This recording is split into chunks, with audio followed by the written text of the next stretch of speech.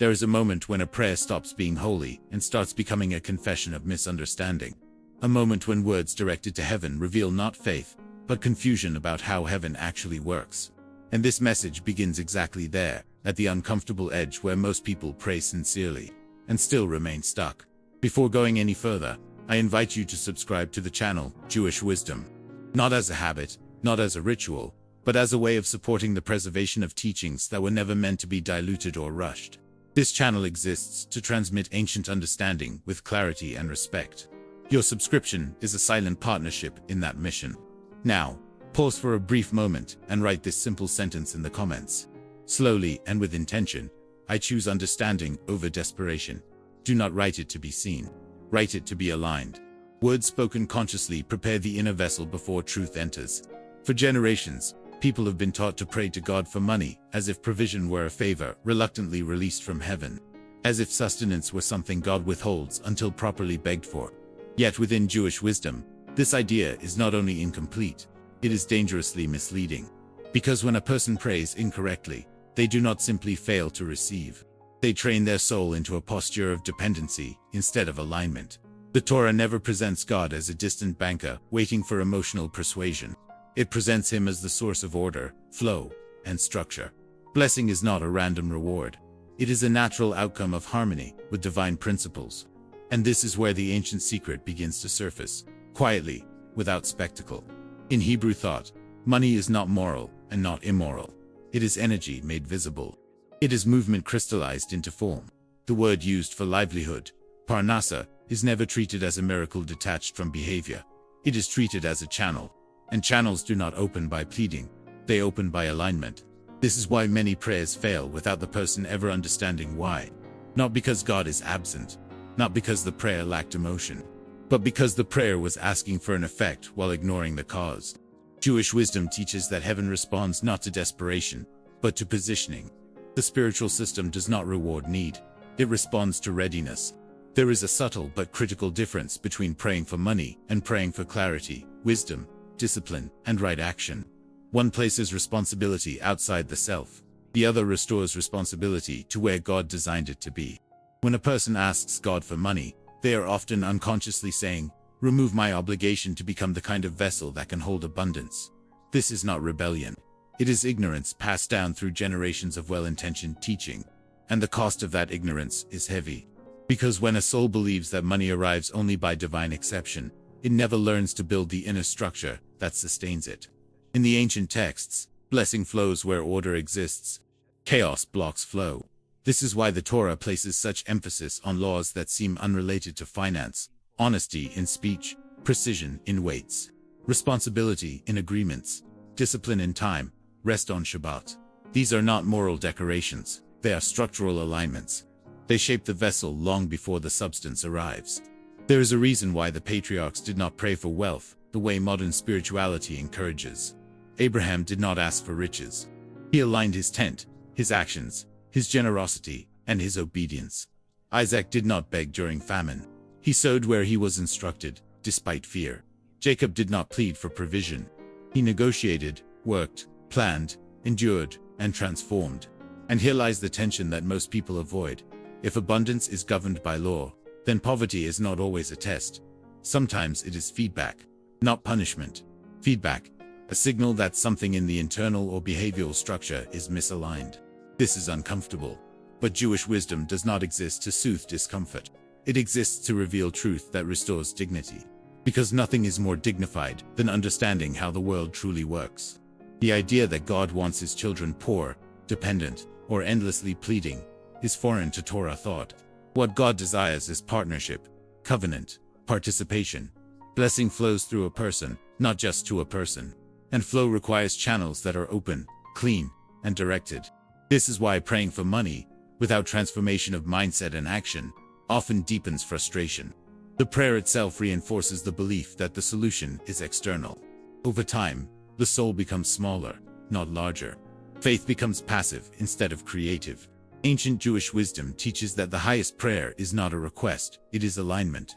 It is the silent agreement between the soul and divine order. When that agreement is present, provision does not need to be chased. It emerges naturally, sometimes quietly, sometimes dramatically. but always coherently. And this message is not meant to accuse or shame. It is meant to awaken. Because once a person understands this principle, their relationship with money, work, effort, and God changes forever.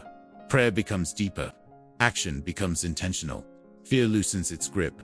For now, let this truth rest without being fully exposed. Not because it is hidden, but because vessels must be prepared gradually. Wisdom in Jewish tradition is revealed in layers, not shocks. Understanding unfolds as readiness increases. Remain with this tension. Let it question old habits gently. Let it disturb what needs to be disturbed. Because what is about to be revealed is not a method, it is a reorientation of the soul. And when the soul turns correctly, provision follows. What must now be revealed rests inside the ancient language itself. Hebrew does not speak casually. Every word carries architecture. Every route encodes direction. And when the Torah speaks about sustenance, it never frames it as something to be requested emotionally, but something to be stewarded intelligently. The first time provision appears as a spiritual concept is not in a prayer, but in a command.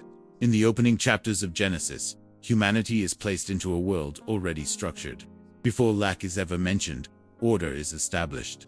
Light is separated. Time is defined. Boundaries are drawn. Cycles are created.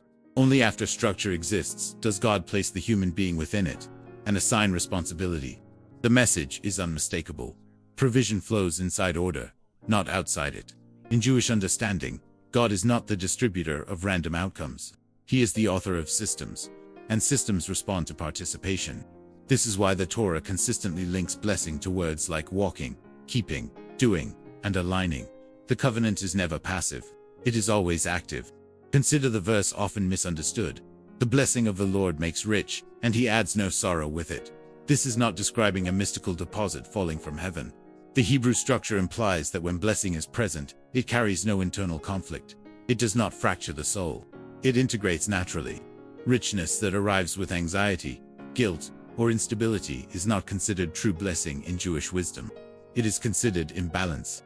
This is why praying for money without inner order produces tension. The soul receives something it is not prepared to hold, and what is not integrated becomes unstable. Wealth without structure amplifies chaos.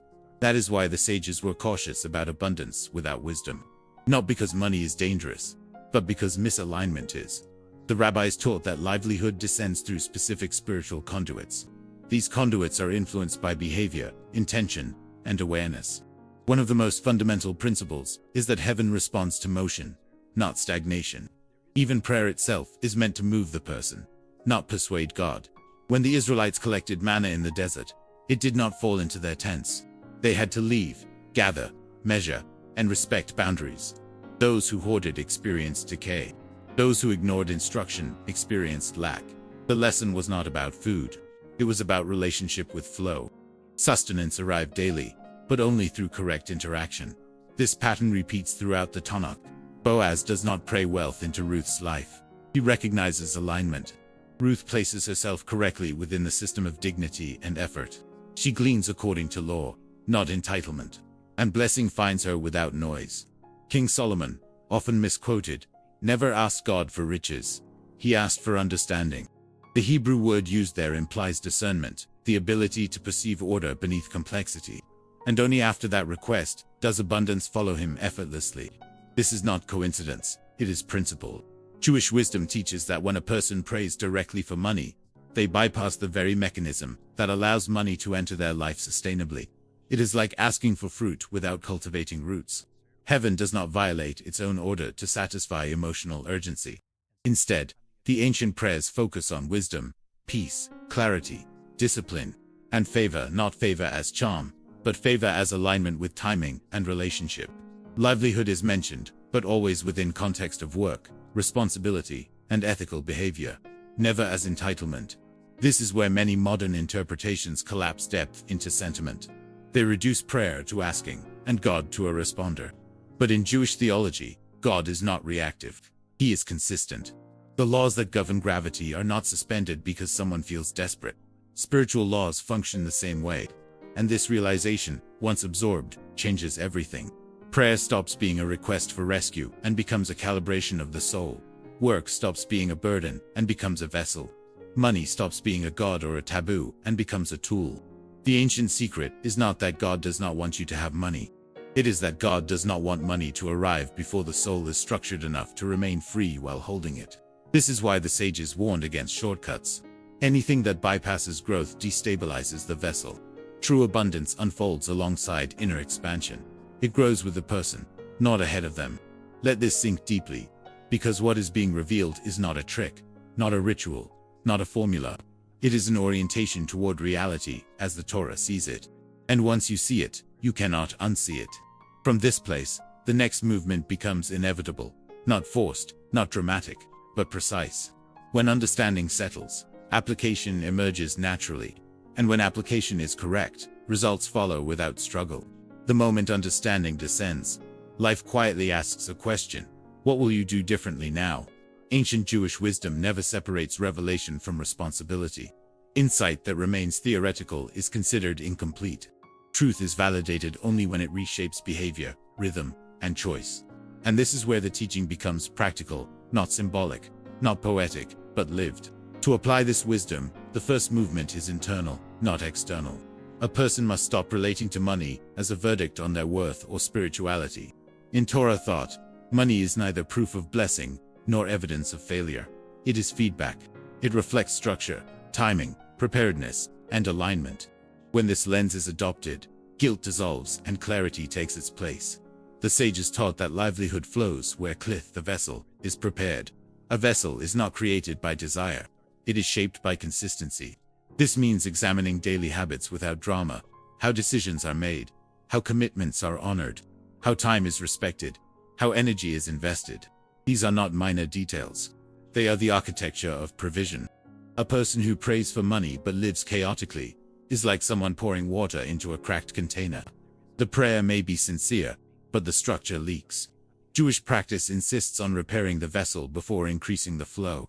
This is why discipline is considered spiritual, not restrictive. Discipline is alignment repeated until it becomes nature. One practical application is redefining prayer itself. Instead of asking for money, the sages encourage prayers for clarity of perception. Clarity to see opportunities without distortion. Clarity to recognize timing without anxiety. Clarity to distinguish impulse from instruction. When clarity increases, money follows naturally because confusion no longer blocks motion. Another application is intentional effort. In Jewish wisdom, effort is not opposed to faith. It is faith expressed physically. Work is not punishment. It is partnership. The Torah praises diligence, foresight, and responsibility not as survival mechanisms, but as spiritual virtues. A person who refuses to act while waiting for divine intervention misunderstands the covenant entirely. This does not mean exhaustion or overstriving. On the contrary, correct effort feels grounded. It is steady, not frantic. It respects limits, including rest. Shabbat itself is a declaration that provision does not depend on endless labor. It depends on order. 6 days of intentional work, 1 day of release. This rhythm trains the soul to trust structure instead of panic. A deeply practical shift occurs when a person stops asking, "Why isn't God giving me more?" and begins asking, "What capacity am I building?" Capacity is expanded through learning, refinement, skill, and ethical consistency. Money does not expand capacity. Capacity attracts money. This principle applies to business, employment, creativity, and service. Wherever a person increases reliability, integrity, and value, flow increases. Not magically, but systematically. Jewish wisdom teaches that heaven blesses what is already moving correctly. Stagnation, even when spiritualized, remains stagnation. Now pause and write this sentence in the comments. Slowly and deliberately, I align my actions with divine order. This is not affirmation, it is declaration. Words spoken consciously anchor intention into behavior. Another essential application is generosity with boundaries. Giving is sacred in Judaism, but reckless giving is discouraged. Tzedakah is structured compassion. It follows law, proportion, and wisdom. Giving without stability destabilizes both giver and receiver. This is why the sages emphasized measured generosity, not emotional generosity. Emotion fluctuates. Structure sustains. Money also responds to speech. The tradition places immense importance on how one speaks about livelihood.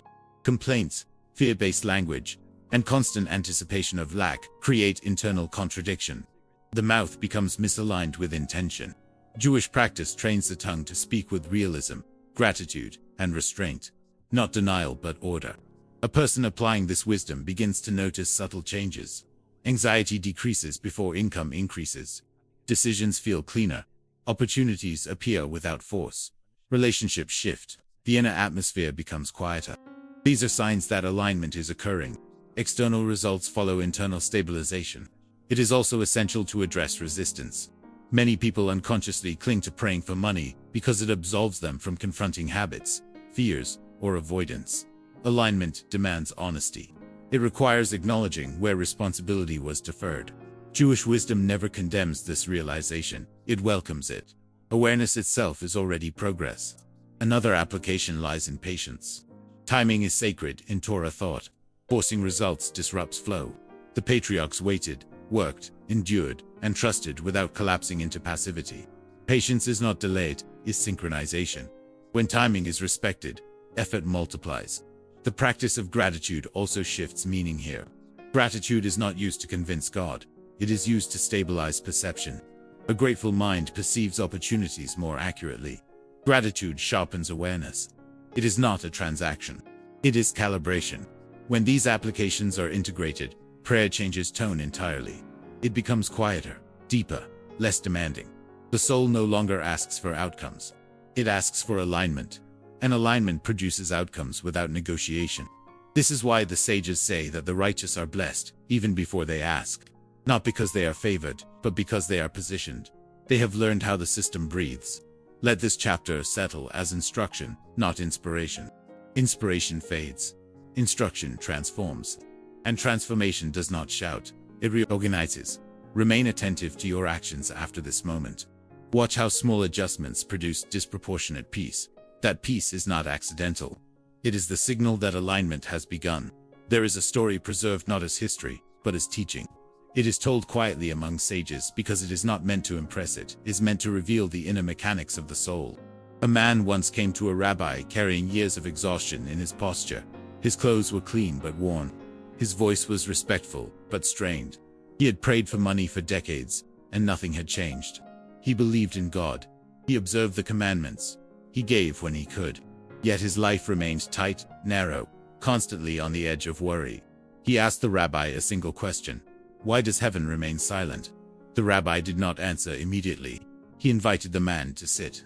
He poured tea, slowly, deliberately, until the cup overflowed onto the table. Then he stopped and looked at the man without judgment and said, "Notice what just happened."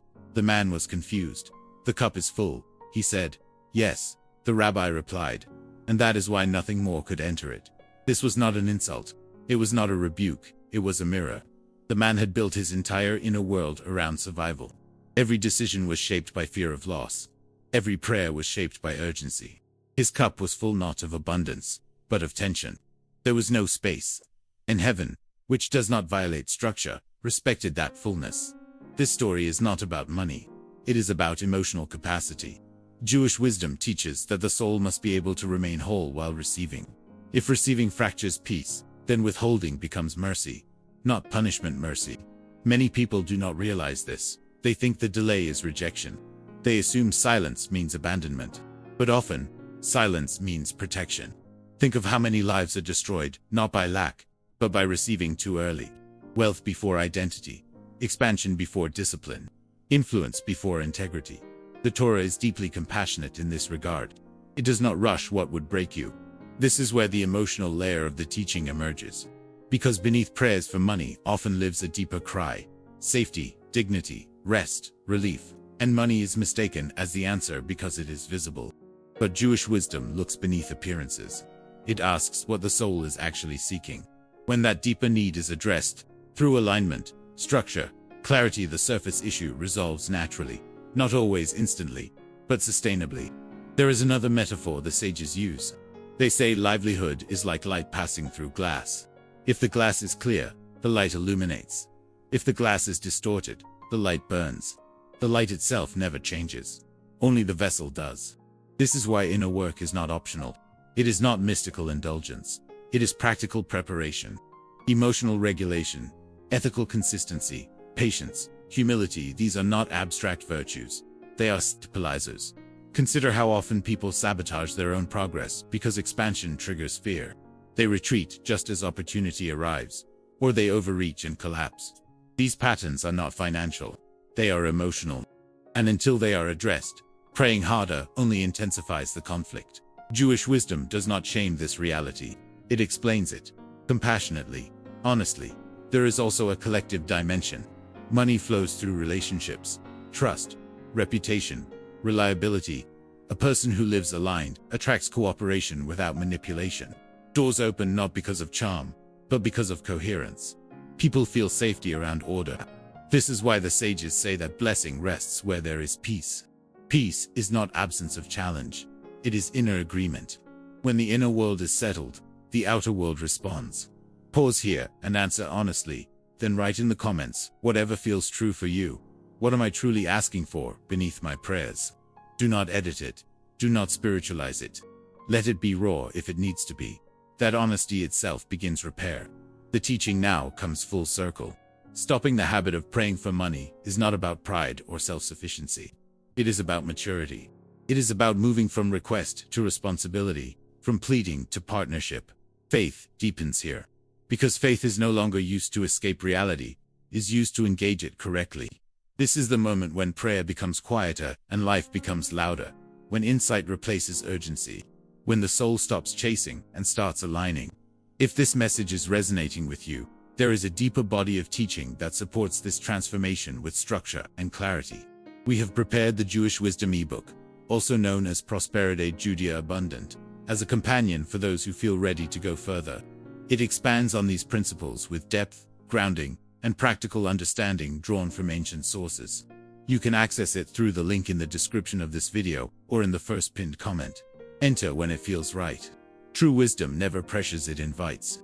Let this be your closing seal for today. When alignment is chosen, provision follows. Not loudly, not forcefully, but faithfully. There is a quiet threshold that few people recognize when they cross it. Nothing dramatic happens on the outside. No announcement, no sudden miracle. Yet internally, something irreversible settles. The soul stops negotiating with reality and begins cooperating with it. This is where the teaching matures from understanding into embodiment. At this stage, the question is no longer about money at all. Money becomes incidental. The deeper inquiry emerges naturally. Who am I becoming through my choices? Jewish wisdom insists that livelihood is a consequence, not a goal. When livelihood becomes the goal, identity shrinks. When identity expands, livelihood reorganizes itself around it. This is why the sages speak of direct way, not the outcome, not the reward, the way. A person who walks correctly does not need to obsess over arrival. Arrival takes care of itself. One of the most profound shifts that occurs here is the release of spiritual bargaining. Many people unknowingly treat prayer as negotiation. If I do this, will you give me that? If I behave, will you reward me? This posture creates inner tension because it positions God as a responder to performance rather than the source of order. In Jewish theology, covenant is not transactional. It is relational, and relationship requires trust, not leverage. When a person stops praying for money and begins living aligned, prayer becomes something entirely different. It becomes intimacy with truth. It becomes listening rather than asking. And in that listening, guidance emerges not as voices, but as clarity. Clarity changes everything. Clarity changes how risks are taken. It removes recklessness without creating fear. Clarity changes how opportunities are evaluated. It dissolves desperation and reveals timing. Clarity changes how work is experienced. It replaces resentment with meaning. This is where effort becomes elegant, not excessive, not lazy, precise. Jewish wisdom calls this state menushet, hanafesh, rest of the soul. This rest is not inactivity. It is internal stillness while moving externally. It is the opposite of anxiety-driven hustle. And from this state, productivity multiplies without strain. People often misunderstand rest. They associate it with stopping. In Torah thought, rest is alignment. Shabbat itself is not merely a day off. It is a weekly recentering of identity. It teaches the soul that provision does not collapse when control is released. This lesson reshapes the nervous system. It retrains trust at a cellular level. A person who lives this rhythm becomes resilient. They no longer panic when circumstances fluctuate. They understand cycles, expansion and contraction. planting and harvesting, waiting and acting. Life becomes intelligible rather than threatening. This intelligence extends into finances naturally. Decisions become sober. Long-term thinking replaces impulse. Boundaries strengthen. Generosity becomes joyful instead of sacrificial. Money stops being emotional. And when money is no longer emotional, it stops controlling the soul. There is a subtle dignity that emerges here. The dignity of someone who knows they are not abandoned, but also not exempt from responsibility. This balance is rare, and it is powerful. Jewish wisdom teaches that heaven assists those who assist themselves not out of merit, but out of coherence. Assistance flows where there is movement in the correct direction. Even small movement matters. Even imperfect movement. This is why despair is considered the greatest blockage. Despair freezes motion. Hope does not mean optimism. It means willingness to continue aligning, even without immediate evidence. At this level, faith is no longer belief. It is orientation. The soul faces forward, not because it is guaranteed success, but because it understands direction. Pause here and write this sentence in the comments. Gently and honestly. I commit to alignment, not urgency. Let it be a quiet agreement with yourself. As this teaching integrates, something remarkable happens. Gratitude deepens without effort. Not gratitude as politeness, but gratitude as recognition. You begin to see how much has already been structured in your favor. Even past struggles reframe themselves as preparation rather than punishment. This reframing heals memory, and healed memory liberates energy. When the past stops accusing the present, momentum returns. Jewish wisdom places enormous importance on memory, not nostalgia, but interpretation. The way you remember determines the way you move forward. When memory is aligned with meaning, the future opens. This is also where comparison dissolves. Another major source of financial suffering is comparison. Measuring progress against others distorts perception. The Torah never compares lives. Each soul has a path. Each path has timing. When comparison fades, contentment grows. And contentment stabilizes effort. Stability attracts opportunity. People trust those who are not frantic. Systems favor those who are consistent. Even markets respond to calm intelligence. This is not mystical thinking. It is observable reality. The ancient secret now stands fully formed.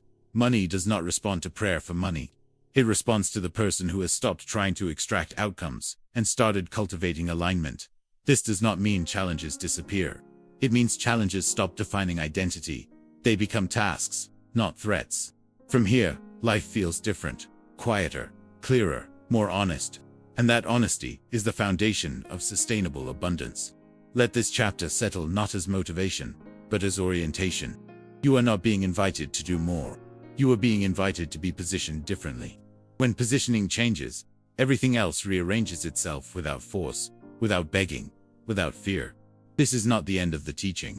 It is the point where the teaching begins to live through you.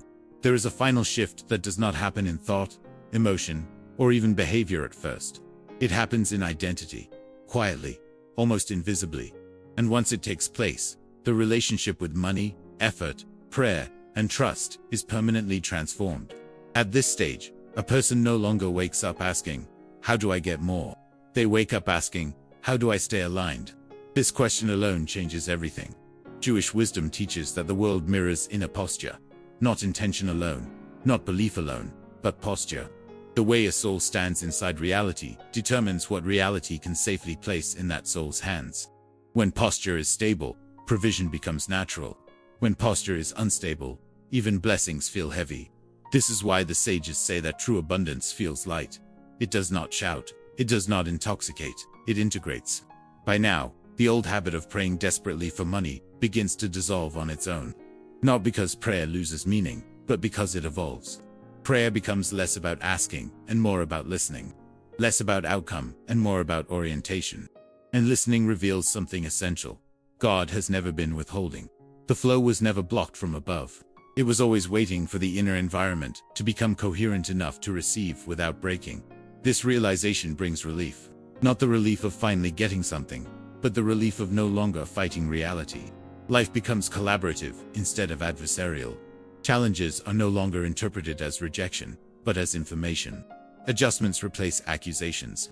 Responsibility replaces anxiety. This is maturity. In Jewish thought, maturity is sacred. It is not measured by age or knowledge. but by stability of soul. A mature soul can receive without losing humility, expand without losing integrity, prosper without losing peace. That is why wealth pursued without inner order often destroys what it touches, while modest provision held with clarity multiplies gently. The difference is not the amount, it is the vessel. At this point, a person begins to notice something subtle. Money responds differently. Opportunities appear without manipulation. Support arrives without begging. Progress unfolds without force. Even delays feel purposeful instead of humiliating. This does not mean life becomes easy. It means life becomes intelligible. And intelligibility produces calm. Calm produces consistency. Consistency produces trust. Trust produces flow. This is the quiet architecture behind abundance. There is no ritual here. No shortcut. No promise of instant results. Jewish wisdom does not insult the intelligence of the soul with spectacle. It offers something far more valuable, understanding that holds over time. If you feel that this message is reorganizing something inside you, know that this is not accidental. Wisdom does not arrive randomly. It arrives when a person is ready to carry it without distortion. And if you sense the desire to go deeper, not emotionally, but structurally, there is a resource created exactly for this stage. The Jewish Wisdom eBook, also known as Prospero de Judea Abundant, was developed to support this process of alignment with clarity, depth, and grounding in ancient teachings. It is not a collection of promises. It is a map. It does not replace effort. It refines it. It does not create dependency. It strengthens understanding. If you feel cold, you can access it through the link in the description of this video. Enter calmly, without urgency. Wisdom always respects timing. Let this be the final seal of this message. You were never meant to chase provision. You were meant to become aligned enough that provision could trust you. When alignment is chosen, prayer deepens, effort clarifies, and abundance arrives without resistance.